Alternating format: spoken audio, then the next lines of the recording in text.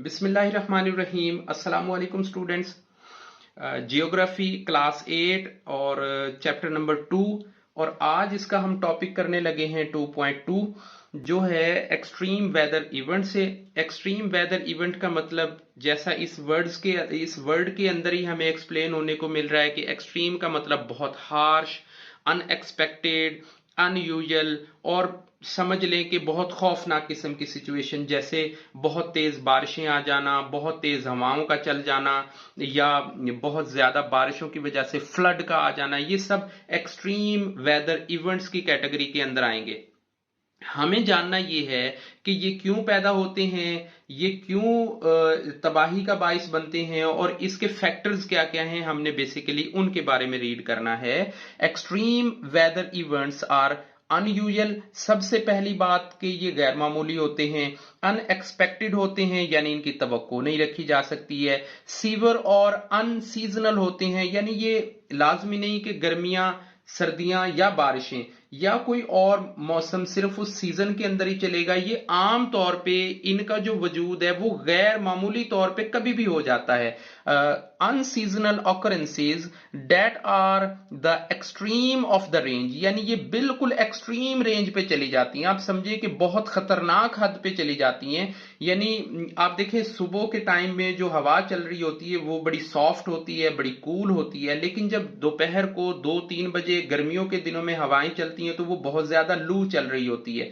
लेकिन अगर वही गर्म हवा अगर मॉर्निंग के टाइम पे चलना शुरू कर दे तो हम ये कहेंगे कि ये तो एक्सट्रीम किस्म का चेंज आ गया है। सो वेदर के अंदर जब ये एक्सट्रीम लेवल का चेंज होता है उसे हम बोलेंगे extreme weather events that happen in the past in certain region, कि किसी खास रीजन के अंदर, किसी खास इलाके के अंदर। अब रीजन से मतलब क्या होता है, रीजन का जो सादा सा मतलब वो ये है कि किसी खास इलाके के अंदर, किसी स्पेसिफाइड एरिया के अंदर लोगों का जो हैबिटेट है वो अगर एक जैसा होएगा तो उसे हम एक रीजन कहेंगे।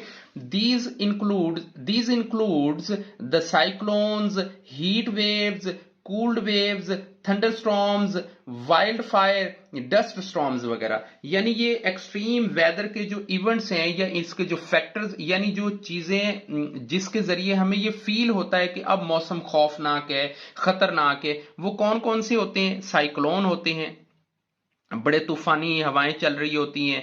हीट वेव्स चल रही होती हैं, गर्म लहरें चल रही होती हैं जो आमतौर पे जो कोस्टल एरियाज हैं वहां पे होती हैं।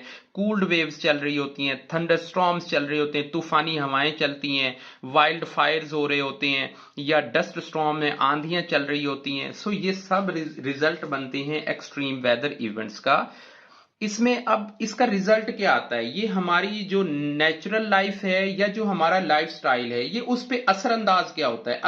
अगर हमारे सामने सवाल ये आए कि reasons of the extreme weather conditions, या हमें ये पूछा जाए कि main causes of the weather condition, extreme weather conditions, तो हम ये कह सकते हैं कि इसका कुछ रिजल्ट भी हमारी जिंदगियों के ऊपर आ रहा होता है और हम इससे असरअंदाज भी हो रहे होते हैं। So result of the health problems, सबसे पहले तो हेल्थ प्रॉब्लम आती है।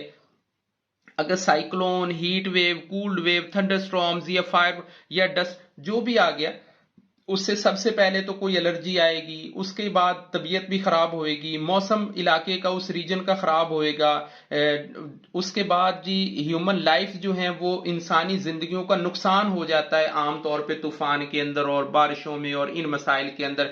इकोनॉमिक जो है वो कॉस्ट जो है वो बढ़ जाती है। देखें ऐसे मामलात में आके मुल्क में मुआशी तौर पे इकोनॉमिक क्राइसिस भी आ जाते हैं। ड्रॉट्स का मतलब होता है भाई कहत साली आ जाना। मान लें कि किसी एरिया के अंदर हजारों मुरब्बा किलोमीटर पे एक फसल हुई थी और इंतहाई तेज बारिशों और मौसमी खराबी की वजह से वो फसल बर्बाद हो गई या खत्म हो गई, तो क्या होएगा कि उस फसल की कमी आ जाएगी या उस फूड की कमी आ जाएगी, तो उससे हम बोलेंगे कि ये कहत साली आ गई, ये ड्रॉट आ गया।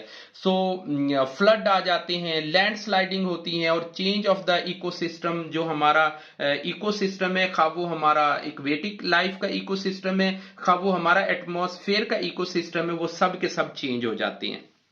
इंशाल्लाह नेक्स्ट वीडियो के अंदर मिलेंगे हम टॉपिक नंबर 2.3 में। तब तक के लिए अल्लाह हाफिज, अपना ख्याल रखिएगा।